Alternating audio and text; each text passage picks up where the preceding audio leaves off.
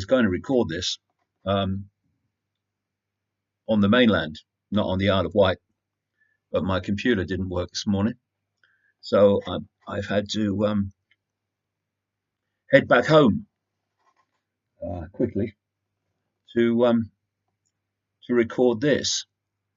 And I've been on the mainland, been to London to do an interview with London Real, which is a very, very good operation, and to talk about the coronavirus. And in the first 24 hours after it was broadcast live, it got more than 1 million hits, which shows you something, that not everyone is buying the official story of this coronavirus. And I'm going to explore some areas of it today. But I want to start with, a confirmation of the kind of mentality that's involved in politics, that is asking us to believe that it cares about us and it cares about old people. See, old people and those with other medical conditions, the common denominator being a weakened immune system, are being used as an excuse to shut down the world economy and to in effect put vast numbers of people under house arrest eventually, not even eventually in some countries. And these are the same people who have treated old people disgustingly, have overseen a system that has so many old people choosing between a meal or warmth, because they can't afford both. And now this same system is telling us that we must shut down the world economy to protect old people. Now, when you're dealing with people lower down the system, be they nurses or doctors or whatever, and all the rest of them, they will, most of them anyway, I've met some doctors who don't, but most of them will care about their patients and will care about the elderly. But I'm not talking about them. I'm talking about those that run the system, especially those deep in the shadows who wouldn't know empathy if it smacked him in the face. And this is the story. I've just sat down and seen this story on davidicke.com. Republican Jim Inhofe, it's called Inhofe, I did check the pronunciation, that's what they said it was. Jim Inhofe dumped up to $450,000 in stock, the fourth senator implicated in the scandal. The Republican Senate caucus faced a massive scandal after multiple senators revealed in public filings that they had sold large stock holdings after private briefings on the coronavirus scandal. So they care. They care about the old people. Senator Richard Burr, Senator Kelly Loeffler, and Senator Ron Johnson have all been implicated in the scandal.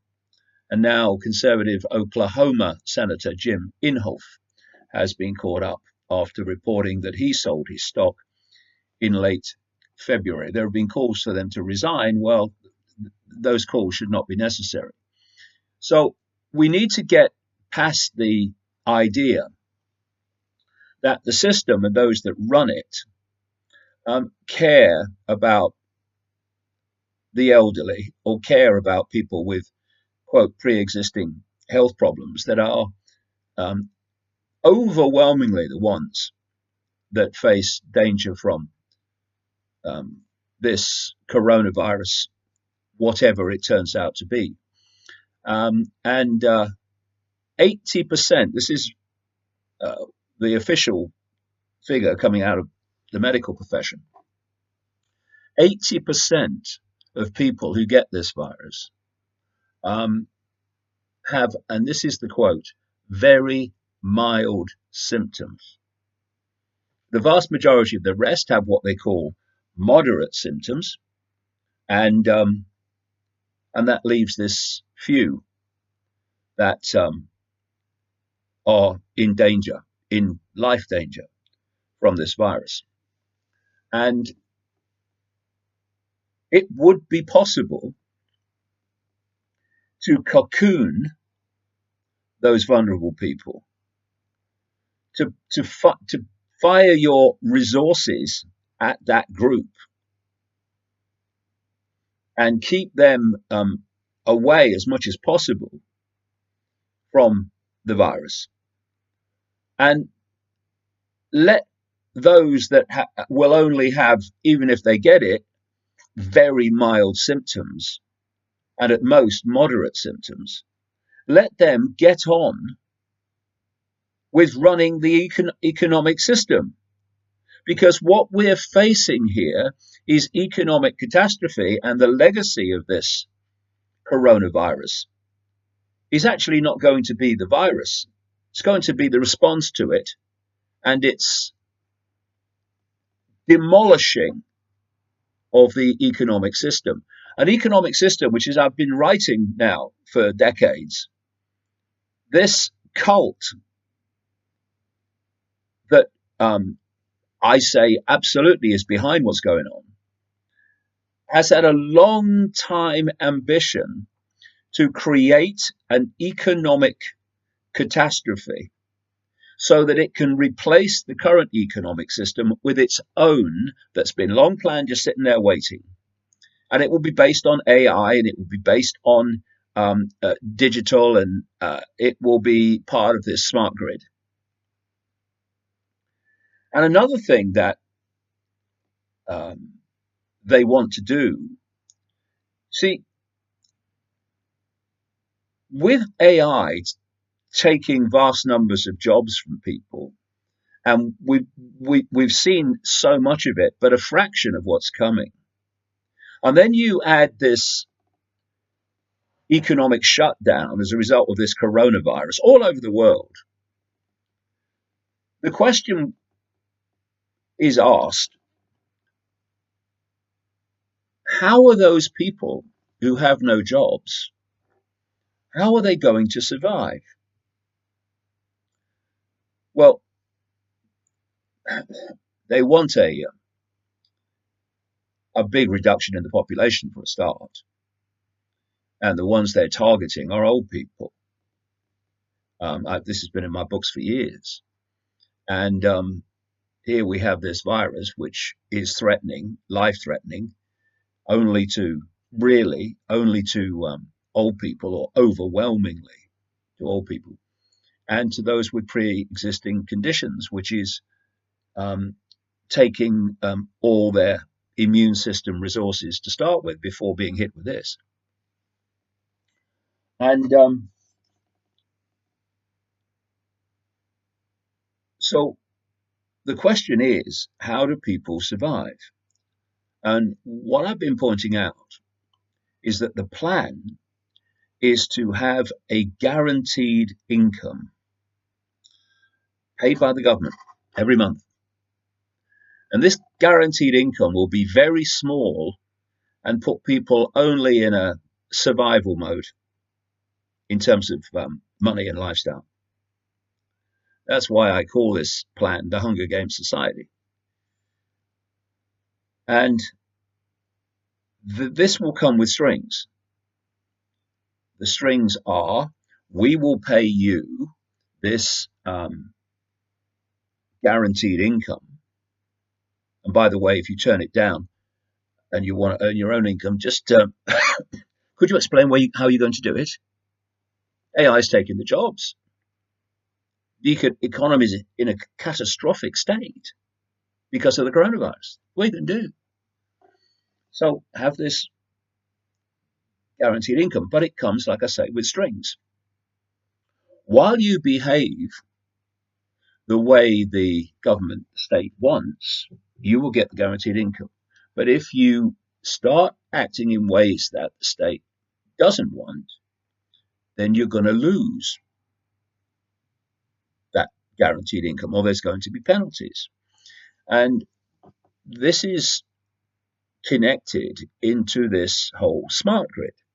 If you look at China, which is the blueprint for the West, where they want the West to go, you have millions of face recognition cameras in the cities, and they are tracking people in China in real time, second by second.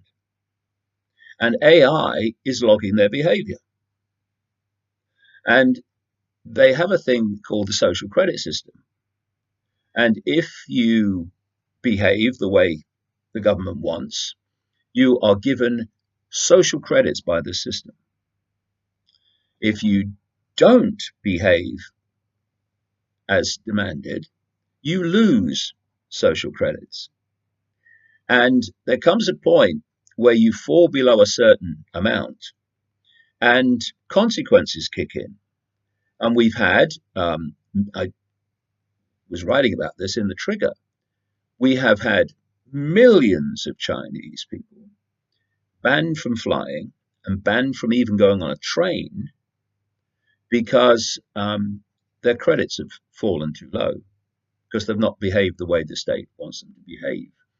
So this whole smart grid and the connecting of everything to the internet and artificial intelligence, including the human brain, is all connected to this guaranteed income because you behave as we want you to, or the guaranteed income goes. And like I say, where else are you going to get any income from? This is the game. And here we have now, as a result of this coronavirus hysteria, suggestions beginning to mount that we need some kind of guaranteed income because of all the economic upheaval that's going on, people losing their jobs. I mean, when you tell people not to go to pubs and restaurants and bars and hotels, well, whether that's justified or not, if you are cocooning those in danger, the outcome is obvious. Those businesses are going to go under in very large numbers, and the jobs are going to be lost. It's already happening. I was in a hotel last night in Dorset, in the south of England, where I was just staying. And I went in the restaurant, and I was the only person, a big restaurant, and I was the only person there. And after I'd had my dinner, I went across to the bar, and at the bar were the two owners, the chef, who'd only had me to cater for, and one single customer sitting there with his pint of beer. And we obviously got into the subject, which is fundamentally affecting them. And the one of the owners said that he owned about three businesses, and in the next 3 weeks he was going to lose alone £150,000 because no one was coming. Not because they didn't want to, but because they were told not to. And when I went up to London Real, I've been to London so many times. I worked there for a long time. I've seen London, over decades and decades and decades. But it was bizarre going on Wednesday. I walked out of the station. First of all, the train was virtually empty. I then walk out into the big concourse at Waterloo Station in London, which is usually packed with people, and there was just a few stragglers. I then go and get a cab to London Real, and the line of cabs waiting for customers was, I've never seen anything like it. And The guy who took me said he'd been sitting there for 4 hours waiting to get to the front of the line so he could get a customer. And what's going to happen to those people? They're going to go out of business. Well, that'd be good for Uber, which has billions of dollars pumped into it and keeps losing vast amounts of money, but in doing so is creating step by step a global monopoly. And that monopoly is in preparation for autonomous cars, because that's where that's the whole business model of Uber, is to end up with autonomous cars and basically a global monopoly on it. And everywhere I went was just either like, not quite like a ghost town. There were some people, but the numbers were tiny compared with what you would normally see. And that's before the pressure was increased again by the government in Britain, as it's happening around the world, for people to stay at home and not go out. And that's going to keep being ramped up and get more and more severe. Because, as I said in the London Real interview, this is going to be run on until the cult believes, because that's what's behind it. You see prime ministers like Boris Johnson, and I watch the body language of Boris Johnson, and I hear some of his comments. I don't think for a minute he thinks all this is necessary. He didn't think it was necessary to stop all the soccer program, but so much pressure is on him from the system, from the permanent government, to go down this road. And so it happens. And in the whole area, even of professional sport, clubs of whichever sport it is are going to be going under, because you can't pay your professional players if no one's coming through the door to watch them play, because there aren't any doors to come through, because it's all suspended. I mean, it's it, it's catastrophic what is happening to the world economy, and it's being done on purpose. And this cult will push this until it reaches the point and makes an assessment. This is now so bad that we are going to get widespread support for what we suggest should happen, and that will be a transformation of the global economy and the world. I'm sitting here, and I'm looking at a world that is changing so fast because of this, and it will never be the same again. And that's exactly why it's happening. And it's also interesting that where it is said to have started in China, they seem to have flatlined. The cases now, apparently, if you believe them, are minimal, and their economy is starting to ramp up again. So you've got a China, and I say that's the blueprint for the world, that is going to come out of this, the way things look now, far, far earlier than the rest of the world, and will be in a position to buy up, for instance, great chunks of the Western economy. It's already doing it, even without this, at knockdown prices. And when you think something like 96% of antibiotics used in America are sourced from China, and something 90% of all drug ingredients. It's madness, but there's method in the madness, because what the corporations owned by the cult have been doing is moving production to China decade after decade and giving China control of the Western economy. That's what it's done.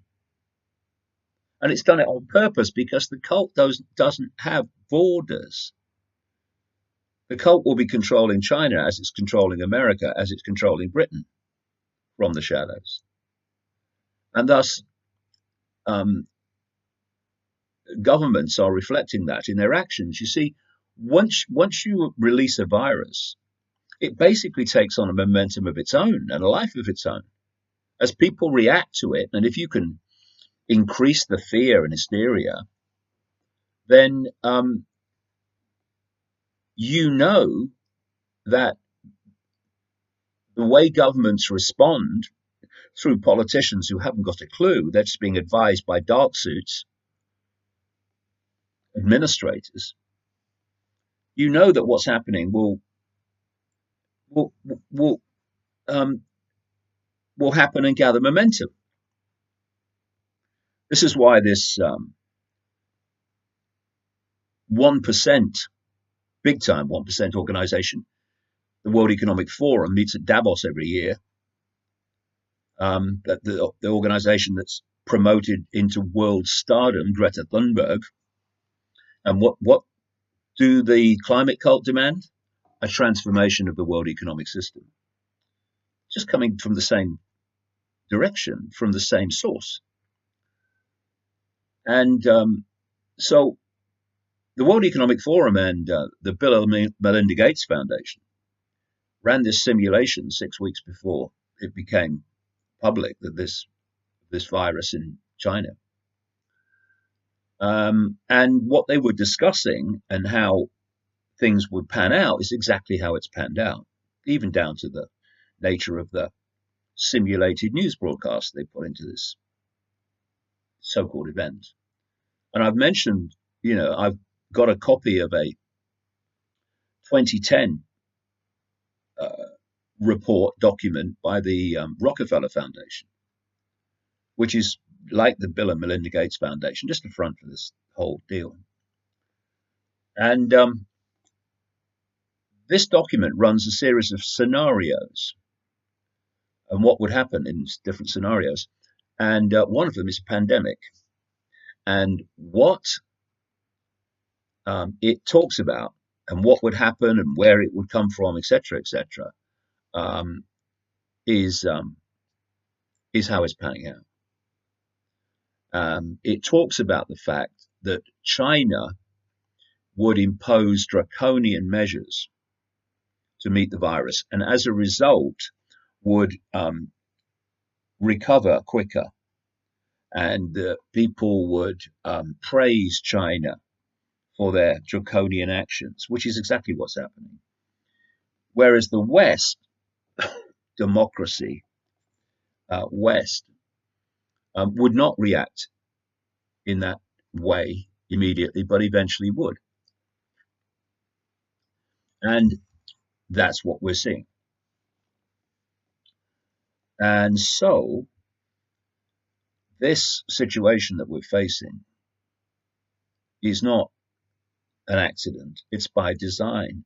You can't pick any situation that ticks more boxes in terms of what this cult wants to do with the world than this pandemic and those like it. So now let's just ask a few questions about this. See, like I say, the overwhelming vast majority of people that get this virus are not going to die. They're not. 80% very mild symptoms or no symptoms, by the way. And or the people that are in danger are those that are old, and their immune system is weak. I'll come to that in a minute. And those that have pre-existing conditions. And this is a story from Italy. It would seem that Italy is being targeted with this. Italy and Iran being targeted with this in a much more virulent way than the rest of the world up to this point. And this is the headline: 99% of patients killed by coronavirus in Italy had existing illnesses, new study finds. Research into the 355 deaths found that only 0.8%, had no other illnesses. Nearly half of them, 48.5%, already had 3 or even more health conditions. Another 25.6% had 2 other, quote, pathologies, while 25.1% had 1 other illness. So that's bloody clear what we're looking at. You know, honest doctors who know what they're talking about, that's nothing like the all of them, I tell you. They point out that this virus, or any virus, doesn't kill you. Your immune system does. And it does it through something called a cytokine storm.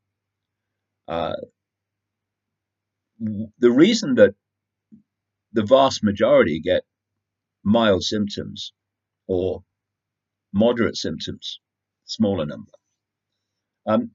is because their immune system sorts it out. And so if you have a strong immune system, or at least one working efficiently, it will sort it out. But when those front line levels of the immune system are weak and can't sort it out, then basically the immune system, as a last resort, in effect panics, and it unleashes from the cells substances called cytokines in a vast number to, in desperation, try to fight off what other levels of the immune system have failed to do, but absolutely would in a strong immune system. And with coronavirus, according to the way this is mainstream, this cytokine storm is targeted at the lungs, and it creates inflammation in the lungs, gunge in the lungs, and this leads to pneumonia. And so it's not the virus that kills people directly, it's the immune system's response to it. And I'm hearing, these governments and doctors representing the government who are saying that these groups, old people and those with pre-existing conditions, are dying because of weak immune systems. I've personally, you may have heard something. I have not heard anybody say, so therefore, this is what you need to do to boost your immune system. Vitamin A, vitamin D3, vitamin C, something to boost the thyroid that produces vitamin A. These things are crucial to increasing the strength of the immune system. Immune systems, by the way, that are systematically weakened and dismantled from birth by an explosion of vaccination shite. And so, why isn't that happening? And why isn't it a matter of course that people are told about this way of strengthening your immune system? It's because the pharmaceutical cartel gets its profits from weak immune systems. If we had a widespread, strong immune systems, then the profits of the pharmaceutical cartel, Big Pharma, would plummet. And just a little question, who is dismantling immune systems from the earliest age through vaccines? Big Pharma. And then they sell drugs to, quote, treat the problems that the weakened immune system allows to happen, but otherwise wouldn't. So again, why aren't people being guided on how to increase their immune system effectiveness? And why aren't we just focusing all our resources and attention upon those that are vulnerable? Very, very small number comparatively are vulnerable because of their immune system being compromised. And another reason that old people's immune system is compromised, yes, it's age to an extent, but you can do something about that with these vitamins and other ways. But in large numbers of them, it means or comes from the fact that they eat toxic food because it's cheap and it's all they can afford. And all these other effects of poverty. Because we have this system that has people, if you're talking about the generations now, who have paid into the system all their lives in taxation and other ways. The oldest ones still around have fought in wars that the elite created. They've lost loved ones in those wars and have never recovered emotionally. And the system lets them play out their final years wondering if they should spend what little they have to keep warm or to spend it on food so they're not hungry. Now, what does anyone think that does to their immune system? And these are the people that this system has abused mercilessly, that same system is now saying it wants to is closing down the global economy to protect old people. Not only do they give and fire at old people, so much abuse and lack of empathy and compassion all the way through their final years. They are using them now as an excuse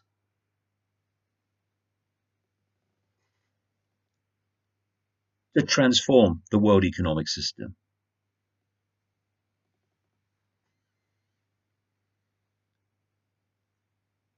There is not a word to describe them.